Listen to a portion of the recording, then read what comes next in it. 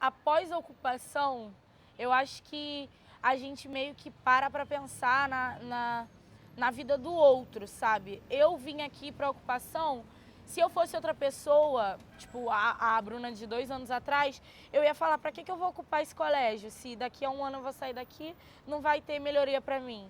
Hoje eu vejo que a melhoria não vai vir só para mim, que estudo aqui no Compositor Luiz Carlos da Vila. Vai vir também para melhoria para a pessoa que estuda lá no Colégio de Magé, que não tem ar-condicionado na sala, que não tem água, que não tem merenda, que não tem o Rio Kart para ele ir para o colégio, sabe?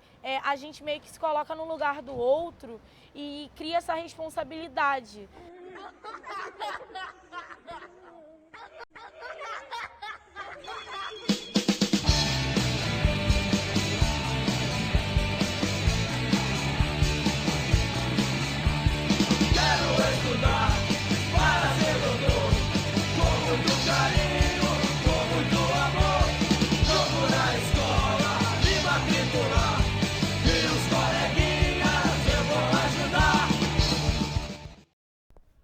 A ocupação, na verdade, ela foi sendo montada, né? A gente já foi planejando a partir do momento em que começaram os atos em apoio à greve dos professores, os professores conversando com os alunos, e aí depois eles decidiram pesquisar sobre isso. A gente já vinha pesquisando sobre as ocupações e aí a gente decidiu que dava para ocupar. E aí a gente continua nesse processo de pesquisar, a gente se baseou muito, tem muitas referências das ocupações de São Paulo, e aí com os professores apoiando, a gente conseguiu ocupar.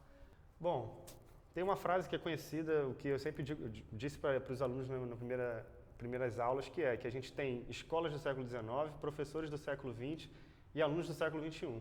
Né? Isso significa que a gente não supre mais as demandas dos alunos de hoje em dia, né? A gente não é mais atrativo. A ocupação sendo organizada por eles, né, eu acho que traz uma questão de pertencimento da escola muito grande, né, porque agora eles têm um cuidado de cuidar, eles sabem como funciona. Eu aposto que daqui para frente, alguns meses, se eles verem alguma coisa acontecendo contra o patrimônio da escola, eles vão sentir muito mais, porque eles estiveram aqui fazendo o trabalho, né. Eles planejaram toda a agenda de atividades culturais, né, ocupando o colégio. Essa ocupação não é para acabar. A ocupação tem que continuar eternamente no colégio. Ocupação com cultura, não é só vir aqui, assistir aula para a prova e voltar, mas trazer atividades, né, extracurriculares, esporte. Eles fazem jiu-jitsu aqui, futebol. Então, assim, eu acho que a ocupação ela trouxe uma cara nova para a escola, né, de uma escola que é desejada pelos alunos. Outra antes do Portugal Fiscal. Foi uma grandona. Eu aceitava tudo e abaixava a cabeça. No caso, depois da ocupação, a ocupação me ensinou a cobrar meus direitos, no caso. Eu tive acesso ao ECA, que a escola não passa. Eu tive acesso aos meus direitos. Eu tive também, outra coisa que vai marcar também, o modo de lidar com as pessoas. Eu consegui lidar melhor com as pessoas. Trabalho em equipe, que sempre, na escola, que sempre foi uma pessoa muito individual e faz tudo sozinho. No caso, com as comissões, todo mundo começou a se juntar, pessoas que não se falavam se falam. E no caso da ocupação também, o pessoal do Cairu não se dava muito bem com o Central do Brasil. Quando se via, rolava até porrada. E hoje, quando eu fui lá, hoje não, outro dia quando eu fui lá, eles estavam já se abraçando. O pessoal do Cairu, o pessoal do Central não tem cozinha, no caso. Não tem a cozinha na escola, eles se alimentam de frios, que também foi um descaso que eu vi lá. E o pessoal do Cairu cedeu um espaço para eles fazerem comida lá enquanto nós arrumavam um fogão. E tipo, é uma coisa assim, é muita solidariedade, é uma quebra de rivalidade que tinha lá também. Eu acho muito importante isso. Então, o processo de ocupação está sendo bem legal, porque aqui todo mundo ajuda todo mundo, né? Mas tem as nossas comissões, mas elas são giratórias. Então, certo tempo um pessoal está na cultura, outro está na comunicação, outro está na limpeza, outro está na segurança. E sempre tem aquele giro, nunca ficamos todos parados em uma comunicação só.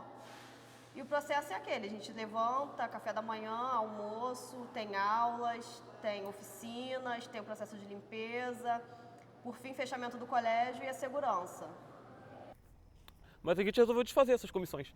fazer com que os alunos aprendam cada um a lidar com outras comissões, também porque vimos que a comissão de cultura era desnecessária, porque todo aluno tem uma cultura diferente que ele poderia trazer aqui para dentro, e a gente queria realmente que eles tivessem essa liberdade de expressão, a de informação também, porque eles poderiam muito bem informar as outras pessoas pelos meios de comunicação que eles achassem viáveis, o Facebook, o WhatsApp, coisas do gênero. Então a gente acabou com essas comissões. Todo mundo limpa, todo mundo faz comida, todo mundo informa, todo mundo faz parte da cultura e todo mundo faz parte da segurança, porque um protege o outro, porque afinal de contas a nossa ocupação virou família pra gente agora.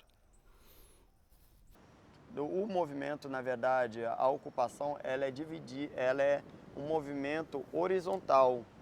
Ela não tem um líder específico, todos são responsáveis por tudo. E nós procuramos manter a ordem e a organização do colégio. Depois da ocupação, a gente começa a acessar a escola com mais flexibilidade, né? Porque a gente consegue olhar os setores que a gente não tem acesso, que geralmente a gente vem a uma reunião e é muito vago, ou é uma entrada e saída, ou fala do aluno, ou é uma reclamação. Graças a Deus eu nunca tive reclamação da minha filha desde que ela estuda, nunca fui numa escola receber uma reclamação dela. E agora, quando a gente entrou depois da ocupação, a gente vê as partes que realmente estão pendentes na escola, né? Onde a escola realmente está pecando, onde o Estado está pecando, né? A ausência, né, do Estado é totalmente, né? E o que dão para essas crianças são muito pouco mesmo. Então, as melhorias que a gente está pedindo, está tendo a nossa pauta de reivindicações, é a construção de uma quadra aqui na escola, porque a gente tem um espaço que a gente não pode chamar aquilo de quadra, porque não é coberto, não tem uma tabela para basquete, enfim. A gente também pede a volta dos porteiros, porque no início desse ano o Estado cancelou o contrato com os porteiros, e aí todos os porteiros foram demitidos e a gente não tem mais porteiro, a gente incluiu isso na nossa pauta. Também na nossa pauta a gente pede uma instalação de um laboratório de química no colégio, porque a gente acha que química é uma matéria difícil, em geral, para a maioria da galera, e um laboratório ficaria muito mais fácil de aprender. A gente também tem uma pauta unificada que pede o passe livre dos estudantes, que seja igual dos universitários. A gente pede o fim do SAERJ e do SAERJinho, que é uma prova meritocrática, que as escolas que tiram as maiores notas recebem mais verba e as escolas que tiram a menor nota recebem menos verba.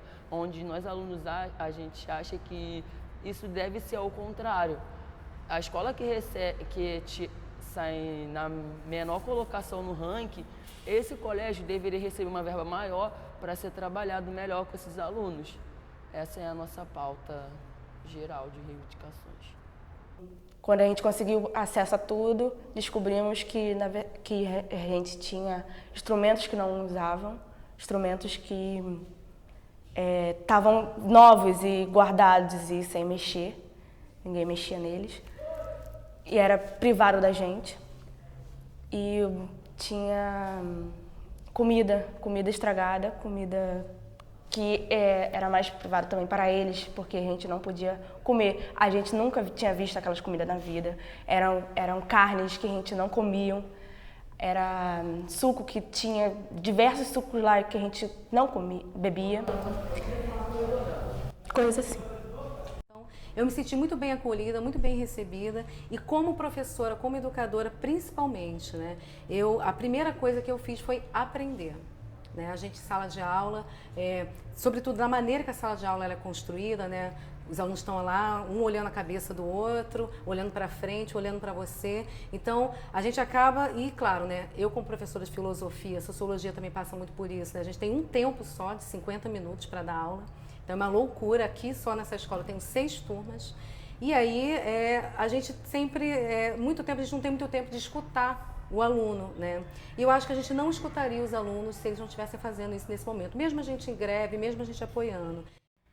Eu achei a ocupação fantástica, é uma sensação incrível, você sente que tem voz.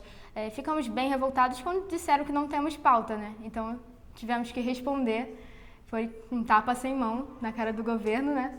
A gente ocupando diversas escolas, são 77 escolas ocupadas agora.